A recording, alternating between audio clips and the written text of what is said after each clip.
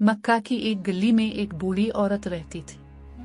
वो हमारे प्यारे नबी हजरत मोहम्मद से सख्त नफरत करती थी। रोज सुबह जब नबी इस गली से गुजरते वो आपके रास्ते में कांटे बिछा देती थी ताकि आपको तकलीफ पहुंचे। लेकिन नबी का अखलाक देखो, आपने कभी इससे शिकायत नहीं की, ना कभी बुरा भला कहा, बस खामोशी से कांटे एक तरफ हटा देते और मुस्कुराते हुए अपने रास्ते चले जाते। फिर एक दिन अजीब बात हुई। जब नबी इस गली से गुजरे तो रास्ता बिल्कुल साफ था, कोई कांटा नहीं था।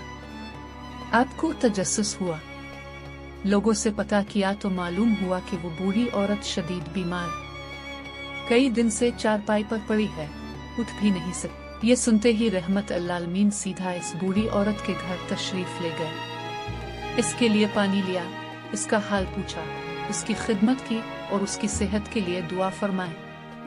बूढ़ी औरत की आंखों में आंसू आ गए।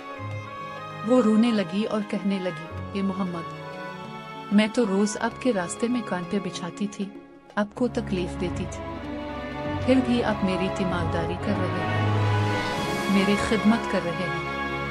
नबी करीम ने निहायत नरमी से जवाब दिया, मेरा दीन मुझे यही तालीम देता है, दुश्मन के साथ भी भलाई करो, बुरा करने वाले के साथ भी अच्छा सलूक करो। ये अल्फाज सुनकर इस बूढ़ी औरत का दिल बदल गया। इसी वक्त उसने कलिमा पढ़ा और दुश्मनी छोड़कर दायरा इस्लाम में दाखिल हो गई। ये था हमारे प्यारे नबी हजरत मोहम्मद का अखलाक, जिसने दुश्मनों को भी मोहब्बत से अपना बना लिया।